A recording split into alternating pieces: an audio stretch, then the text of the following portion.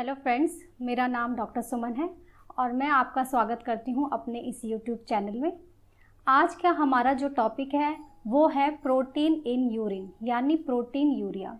Protein urea के अंदर क्या प्रॉब्लम्स होती हैं, क्या इसके कॉजेज़ होते हैं, क्या इसके साइन एंड सिम्टम होते हैं और क्या क्या ट्रीटमेंट हम इसमें ले सकते हैं, इन सभी बातों के बारे में आज की वीडियो में हम चर्चा करेंगे।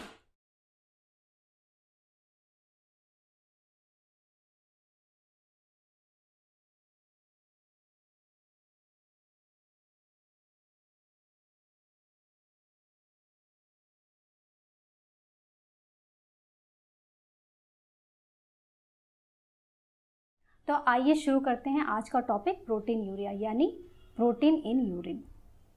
तो फ्रेंड्स, सबसे पहले इस प्रॉब्लम को समझने के लिए हमें किडनी का फंक्शन समझना पड़ेगा कि किडनी हमारी किस तरह से काम कर रही है, उसका क्या रोल है। तो आइए पहले उसको समझते हैं हम।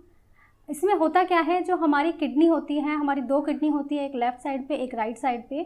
तो इसमें जो हमारी जो किडनी का जो काम होता है वो ये होता है कि हमारी बॉडी के अंदर जितना भी वेस्ट मटेरियल बना है या जितने भी टॉक्सिन्स हैं और जो मेटाबॉलिक वेस्ट हमारी बॉडी के अंदर है वो सबको फिल्टर करके यानी छान के बाहर निकाल देती है यूरिन के थ्रू। अब इसके अंदर जो इसका जो प्रोसेस होता है उसके अंदर किडनी के अंदर जो सबसे बड़ा रोल आता है वो आता है किडनी के छोटे छोटे स्ट्रक्चर्स होते हैं जिसको कहते हैं नेफ्रॉन्स। ये नेफ्रॉन्स ही होते हैं जो हमारे ब्लड को छान रहे होते हैं, उसके सारे वो पार्ट्स वो मटेरियल जो हमारे लिए यूज़फुल नहीं है वो सारा यूरिन में निकाल देते हैं। तो ये जो नेफ्रॉन होता है, ये नेफ्रॉन एक तरह से एक छन्नी की तरह काम करता है। जिस तरह से हम अपने किचन में जिस तरह चाय छानते हैं, बिल्कुल उसी तरह से होता है कि वेस्ट मटेरियल आपका छन के नीचे चला जाता है और चाय अलग हो जाती है, साफ़ चीज़ें अलग हो जाती हैं और जो वेस्ट है वो अलग हो जाता है। तो इस जो नेफ्रॉन होता है इसके अंदर होता क्या है, इसकी जो एक मेम्ब्रेन होती है जिसको बेसल मेम्ब्रेन कहते हैं, उसका सबसे बड़ा रोल होता है इस प्रोटीन लीकेज के अंदर। तो आइए देखते हैं उसमें क्या हो रहा होता है ऐसा चेंजेस जिसके वजह से ये सारे प्रोटीन की जो प्रॉब्लम हमें शुरू हो जाती है। तो फ्रेंड, इसमें होता क्या है, जो हमारी जो किडनी होती है उसके अंदर जो मैंने बताया जो मेम्ब्रेन होती है, जो छन्नी होती है, उस छन्नी के अंदर अगर किसी तरह का कोई डैमेज हो गया है, यानी वो उसके छेद या तो बड़े हो गए हैं या वो कहीं से उसके अंदर जो डैमेज हो गया है, कोई इन्फ्लामेशन आ गई है, तब जाके ये हमारे जो प्रोटीन जो होता है वो यूरिन में दिखाई देने लगता है। तो आइए देखते हैं ऐसे कौन कौन से कॉजेज़ हैं जिसके अंदर ये मेम्ब्रेन जो होती है वो अफेक्ट हो जाती है। तो इसके अंदर सबसे पहला आता है high blood pressure. High blood pressure के जब लगातार कई सालों तक कंटिन्यूसली बना रहता है तो उसके वजह से क्या होता है, जैसे ही ब्लड किडनी में जाता है फ़िल्टर होने के लिए और उस नेफ्रॉन में जाता है, यानी जिस तरह से मैंने बताया छन्नी है, तो वो जो ब्लड जब उसमें छन्ने के लिए जाता है तो हाई ब्लड प्रेशर होने के वजह से उस छन्नी पर लगातार एक प्रेशर बना रहता है, एक एक्स्ट्रा प्रेशर बनता है, नॉर्मल से एक्स्ट्रा प्रेशर बन रहा होता है। और उस प्रेशर के वजह से वो चीज़ें जो नहीं छन के जानी चाहिए थी वो भी यूरिन के अंदर छन के चली जाती हैं। क्योंकि जो प्रोटीन होता है वो नॉर्मली लीकेज नहीं होती है, वो हमारे लिए यूज़फुल चीज़ें होती हैं, उसका लीक होना, उसका छन्नी में से निकलना वो एक गुड साइन नहीं होता है। और इसके लीक होने का वजह यही है, या तो छन्नी आपकी यानी जो आपके नेफ्रॉन है वो डैमेज हो गई है। तो जैसे मैंने बताया, कंटिन्यूसली अगर प्रेशर अगर किसी चीज़ पे आप लगाओगे, अगर आप किसी चीज़ को ज़ोर से दबाओगे तो ऑब्वियसली है कि वो उस जगह से थोड़ा सा लीक होकर नीचे चला ही जाएगा।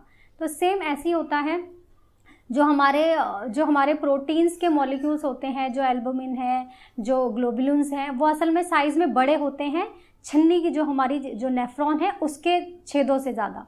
तो छेद का साइज़ छोटा है और हमारे एल्बुमिन्स का साइज़ बड़ा होता है। लेकिन जब हाई ब्लड प्रेशर के वजह से कंटिन्यूस प्रेशर बना रहता है तो वो आपका जो मेम्ब्रेन होता है उसको डैमेज करता है और वहाँ से वो लीक होकर नीचे चला जाता है। तो इस तरह से इस कंडीशन में प्रोटीन देखने को मिल जाता है। इसी तरह से एक दूसरी कंडीशन आती है जो होती है शुगर पेशेंट्स में। शुगर पेशेंट्स में क्या होता है कि क्योंकि हमारे ब्लड में शुगर का लेवल हाई बना हुआ है और वो चीज़ें ऐसी हैं जो होनी नहीं चाहिए थी, और एक एक्स्ट्रा वेस्ट हमारी बॉडी में एक तरह से कह सकते हैं वो एक्स्ट्रा मटेरियल है जो पड़ा हुआ है। और जब वो एक्स्ट्रा चीज़ ब्लड में घूमेगी तो घूमते घूमते वो क्या करती है, जब भी वो मेम्ब्रेन वहाँ आपके जो किडनी होती है उसमें नेफ्रॉन के पास जब वो फिल्टर होने के पास ब्लड जाता है तो वो नेफ्रॉन के साथ बिल्कुल क्लोज कॉन्टैक्ट में रहती हैं, और जो ब्लड वेसल्स होता है उनके अंदर लगातार वो जो शुगर आपका ट्रैवल कर रहा है वो उसके साथ टच में जाता रहता है, घिसता रहता है, उस जगह के साथ उसको घिस रहा होता है धीरे धीरे करके, जिसके वजह से वो डैमेज हो जाती है वहाँ की ब्लड वेसल्स। और जब ब्लड वेसल्स डैमेज होंगी तो अंदर जो हमारा जो नेफ्रॉन का जो हमारा स्ट्रक्चर है वो भी कहीं ना कहीं उसके क्योंकि उसके साथ टच में होता है और वो उसके साथ लीक करके वो फिर बाहर आने लग जाता है। तो इस तरह से ये शुगर पेशेंट में डैमेज करता है हमारी मेम्ब्रेन को और वो लीकेज होने लग जाती है। इसी तरह से नेक्स्ट कॉज आता है इसका यूटीआई, यूरिनरी ट्रैक्ट इन्फेक्शन। अगर आपको इस तरह से इन्फेक्शन कंटिन्यूसली कई सालों से लगातार बना हुआ है तो वो भी आपकी किडनी को डैमेज करता है और फिर प्रोटीन लीकेज शुरू हो जाती है। इसी तरह कई बार नेफ्रॉन की कुछ डिजीज़ हो जाती हैं, जैसे नेफ्राइटिस, इन्फ्लामेशन हो जाती है उसके जो बेसिक यूनिट होती है जो हमारी किडनी की, जो छन्नी की तरह काम करती है, जैसे मैंने आपको समझाया था अभी थोड़ी देर पहले। तो अगर उसमें भी किसी तरह की इन्फ्लामेशन आ गई है तो भी ये आगे चल के प्रोटीन लीकेज में आपको प्रॉब्लम दे सकती है, यानी प्रोटीन लीकेज हो सकता है आपको। इसी तरह से इसके अंदर किडनी का कोई और डिजीज़ हो गया, कोई सिस्ट बन गई है या कैंसर हो गया है, इस तरह से किडनी के कुछ डिजीज़ में भी आपको प्रोटीन लीकेज देखने को मिल सकती है। तो आइए अब देखते हैं हम इसके साइन एंड सिम्टम्स कि क्या इसके साइन एंड सिम्टम्स देखने को मिलेंगे। इसका सबसे अर्लीस्ट जो साइन होता है वो होता है आपके यूरिन में झाग का बनना, यानी आपको छोटे छोटे बबल्स आपके झाग, आप जब यूरिन पास करने जाते हो तो आपको टॉयलेट में छोटे छोटे बबल्स नज़र आएंगे। तो ये आपका सबसे अर्ली साइन हो सकता है, इस पे आपको अलर्ट हो जाना चाहिए, आपको अपना यूरिन टेस्ट कराना चाहिए ताकि आपको पता लग सके कि ये प्रोटीन लीकेज की वजह से है या नहीं है। तो इस तरह से पहला साइन ये हुआ है। और दूसरा साइन हमारा जो इसमें जो देखने को मिलता है वो मिलता है स्वेलिंग, जैसे आपके चेहरे पर, आपकी आंखों के नीचे, आपके पैरों में, आपके एंकल के आसपास, आपके पेट में, इस तरह से जगह जगह आपको पानी इकट्ठा हुआ दिखेगा, यानी जो आपका स्वेलिंग नज़र आएगी, तो वो भी प्रोटीन के वजह से देखने को मिलती है। तो ये सबसे ज़्यादा इसके जो अर्लीस्ट साइन होते हैं ये उसके अर्लीस्ट साइन है। तो आइए फ्रेंड्स अब हम समझते हैं इस सबको electro homeopathy point of view से कि ये क्या है बीमारी। असल में हो क्या रहा है, एक तो किडनी डैमेज हो रही है जिसके वजह से ये सारा प्रॉब्लम आ रहा है। तो किडनी के अंदर क्या हो गया, या तो वहाँ बहुत ज़्यादा हीट बढ़ गई है, एकदम वहाँ पर इतनी ज़्यादा गर्मी हो गई है कि वहाँ के सेल्स काम नहीं कर पा रहे हैं, डैमेज हो रहे हैं। आप खुद सोचिए, अगर आप घर पे अगर कोई बर्तन में कुछ खाना बनाते हो, बहुत ज़्यादा फ्लेम कर देते हो, हीट बहुत ज़्यादा कंटिन्यूसली उसको देते रहोगे तो क्या होगा, आपका खाना जल जाएगा बनने के बदले। तो इसी तरह अगर हमारी बॉडी में भी 5 तत्व होते हैं जिनमें से एक तत्व होता है हीट। अगर हीट हमारी बॉडी में बहुत एक्सेस होने लगती है तो वो डैमेज करने लगती है चीज़ों को। तो इस तरह से एक कॉज आ गया अगर आपकी किडनी में बहुत ज़्यादा हीट है। दूसरा इसके अंदर जैसे मैंने बताया, क्योंकि प्रोटीन लीक हो रहा है, यानी प्रोटीन क्यों लीक हो रहा है, या प्रोटीन तो हमने खाया था तो प्रोटीन तो हमारी बॉडी में जाके उसको प्रोटीन को हमारी बॉडी को एब्जॉर्ब कर लेना चाहिए था, वो तो हमारे लिए एक अच्छी चीज़ होती है, जैसे हमारे मसल्स बिल्टअप हो रहे हैं उससे। लेकिन उसके बावजूद भी वो यूरिन में पास हो रहा है, यानी कहीं ना कहीं आपका डाइजेशन भी खराब हो सकता है। अगर आपका डाइजेशन खराब है तो उसके अंदर जो ज़्यादातर कॉज देखने को मिलता है वो मिलता है ड्राइनेस का, यानी आपके जो एंजाइम्स है वो एंजाइम्स ही काम नहीं कर रहे हैं, और जिसके वजह से जो आप प्रोटीन खा रहे हो वो छोटे जो फर्दर पार्ट्स में डिवाइड होना चाहिए और जिसको हमारी बॉडी एब्जॉर्ब करके यूज़ कर सके, वो प्रोसेस ही नहीं हो रहा है, और इसीलिए वो ब्लड में प्रोटीन की फॉर्म में ही घूमता रहता है और यूरिन में आके पास आउट हो जाता है, क्योंकि साथ में किडनी भी डैमेज हो रही है। तो इस तरह से हमें अपने डाइजेशन को इम्प्रूव करना है। वहाँ ड्राइनेस आ गई है, उसकी ड्राइनेस को हटाना है। किडनी में अगर हीट आ गई है तो हमें उसकी हीट को सेट करना है, तो अपने आप ही ये सारी प्रॉब्लम सॉर्ट आउट होने लग जाती है। तो इसके अंदर फ्रेंड्स होता क्या है, जैसे मैंने आपको बताया कि जो इलेक्ट्रो होम्योपैथी हमारी जो दवाइयाँ होती हैं वो उसमें बहुत इफ़ेक्टिव हैं। लेकिन फ्रेंड्स मैं आपको एक चीज़ ये बताना चाहती हूँ कि ये दवाइयाँ नॉर्मल स्टोर पर नहीं मिलती हैं। हमें हर पेशेंट के हिसाब से एक ट्रीटमेंट सेट करना पड़ता है, अलग अलग दवाइयाँ मिला के कॉम्बिनेशन बनाना पड़ता है, उसकी सारी बीमारियों को हमें सोच के चलना होता है कि उसको कोई अदर इशू तो नहीं है, साथ में पूरा पेशेंट की हिस्ट्री ली जाती है, उसके अकॉर्डिंग एक ट्रीटमेंट बनता है। इसीलिए कई लोगों ने इसमें हमें कमेंट बॉक्स में इंक्वायरी किया है कि हम दवाई नहीं बता रहे हैं, क्योंकि हम दवा बता नहीं सकते हैं। हर पेशेंट की दवा बिल्कुल अलग हो जाती है, हर पेशेंट का ट्रीटमेंट उसकी बीमारियों के अकॉर्डिंग सेलेक्ट करना पड़ता है। तो और ये दवाएं जो हैं वो ज़्यादातर मेडिकल स्टोर्स पे इस तरह से अवेलेबल नहीं होती हैं। इसमें अगर मिलेंगी तो आपको सिर्फ बेसिक जो हमारी दवाइयाँ होती है, जैसे आप बोलोगे A1 दे दो, A2 दे दो, A3 दे दो, इस तरह मिलेगा। लेकिन आपको एक कॉम्बिनेशन जो होता है, वो जो पेटेंट मिलेंगे वो हम नहीं जानते उस पेटेंट पे उन्होंने क्या डाला है, किस रेशो में डाला है, तो वो कितना इफेक्टिव होगा आपके अकॉर्डिंग वो हम नहीं कह सकते हैं, क्योंकि हमारा बिल्कुल बनाने का तरीका अलग होता है। हम पेशेंट के अकॉर्डिंग अपना सारा ट्रीटमेंट सेट करते हैं। तो आइए फ्रेंड्स, अब आगे बात करते हैं कि क्या हम डाइटरी चेंज अपने लाइफ में इसमें कर सकते हैं ताकि हमारा जो प्रोटीन लीक है वो कम से कम हो। तो फ्रेंड्स, सबसे पहले हमें इसके अंदर, क्योंकि प्रोटीन लीक हो रहा है तो प्रोटीन के ऊपर ही हमें ध्यान देना है कि कहीं हम एक्स्ट्रा प्रोटीन तो नहीं खा रहे हैं जितनी हमारी बॉडी को रिक्वायरमेंट है, उससे ज़्यादा हमारा इंटेक हो रहा हो। जैसे कि कई लोगों का जो होता है वो नॉन वेज का कंजम्पशन बहुत ज़्यादा होता है, वो बहुत नॉन वेज खाते हैं दिन में, सुबह दोपहर शाम, और ऑलमोस्ट एवरीडे खाते हैं। तो उन लोगों में ये चीज़ बहुत कॉमन देखने को मिल सकती है। तो इसीलिए आपका सबसे पहले इसके अंदर आपको अवॉइड करना पड़ेगा कि आप अपनी जो मीट है या जो भी नॉन वेज आप ले रहे हो उसको आप कम करो।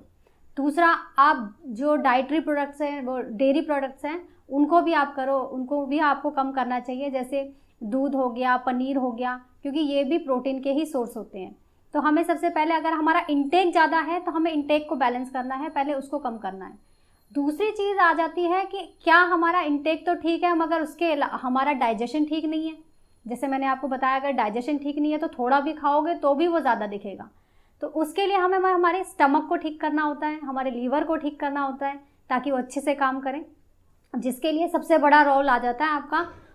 आपको अपनी चाय, कॉफ़ी, ये सब बंद करने होते हैं।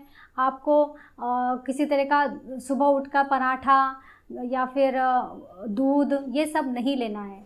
जो आप सुबह उठ के सबसे पहले खाएंगे, सबसे पहले तो आपको पानी ही पीना है। उठ के 2 गिलास 3 गिलास सबसे पहले जितना पानी पिया जाए पानी पिए। उसके बाद जब आप फ्रेश हो जाते हो, फ्रेश होने के बाद सबसे पहले आपको फ्रूट या सैलेड खाने हैं, ताकि आपके जो स्टमक के एंजाइम्स हैं वो प्रॉपरली काम कर पाएँ, आपका एक पीएच, जो ब्लड का पीएच है वो मेंटेन हो पाए, जिसके वजह से फिर आपकी बॉडी जो है, जो आपकी बॉडी में जो आपके जो एंजाइम्स हैं वो प्रॉपर काम करेंगे और डाइजेशन आपका इम्प्रूव हो जाएगा। तो जिसके लिए आप एप्पल खा सकते हो सुबह उठ के, या पपीता खा सकते हो। पपीता बहुत अच्छा काम करता है डाइजेशन को इम्प्रूव करने में। तो एप्पल, आप पपीता, इनमें से आप कुछ भी यूज़ कर सकते हो मॉर्निंग में। इसी तरह आपको क्या करना है, जब भी आप खाना खाओगे, खाने से पहले आपको सैलड खाना है। सैलड फिर वही काम करेगा, आपके डाइजेशन को इम्प्रूव करेगा। में खीरा खाइए, आप गाजर खाइए, मूली खाइए, इस तरह से आप सैलड खाइए खाने से पहले। और खाने का एक फ़िक्स टाइम रखिए, ऐसे नहीं कभी 1 बजे खा लिया, कभी 4 बजे खा लिया, तो भी आपके एंजाइम्स काम नहीं करेंगे ठीक से। तो अपना दोपहर का लंच आप 1 बजे तक कर लीजिए, शाम का डिनर आप 7 से 8 बजे के बीच कर लीजिए। और डिनर के टाइम पे भी सेम वही रूल है कि आप पहले आपको सैलेड लेना है और उसके बाद आपको डिनर लेना है। तो फ्रेंड्स, मैंने जैसे आपको बताया, इसके अंदर आपको प्रोटीन डाइट के ऊपर ध्यान देना है। अब आप प्रोटीन खाना चाहते हो तो सबसे बेस्ट प्रोटीन होती है मूंग की दाल। जो हरी वाली मूंग की दाल आती है, छिलके वाली, वो बिल्कुल आपके लिए सूटेबल होती है, क्योंकि वो इजीली डाइजेस्ट हो जाती है और इजीली एब्जॉर्ब हो जाती है हमारी बॉडी में। तो आप प्रोटीन के सोर्स के लिए सिर्फ उस दाल का इस्तेमाल करें, उसे बॉईल करें, उसमें ज़्यादा मिर्च मसाले ना डालें और उसको डायरेक्ट बॉईल करके ही आप उसका इस्तेमाल करें। तो ये आपका जो है, ये सारा आपका डाइटरी जो मैंने आपको चेंजेस बताए, अगर ये आप करते हैं तो डेफिनेटली फ्रेंड्स आपको ज़रूर इसमें फ़ायदा मिलेगा। और अगर नहीं लगता है तो आप इस चीज़ को सीरियसली लें। आप ये नहीं सोचें कि ये तो कोई बात नहीं, कुछ दिनों बाद अपने आप ठीक हो जाएगा। नहीं, क्योंकि ये जो प्रोटीन लीकेज है वो आगे फर्दर किडनी फेलियर की तरफ प्रोग्रेस करता है। ये सबसे पहला साइन माना जाता है किडनी फेलियर का। तो फ्रेंड्स, आज के वीडियो में सिर्फ इतना ही। नेक्स्ट वीडियो में हम मिलेंगे किसी और नए टॉपिक के साथ। तब तक के लिए थैंक यू।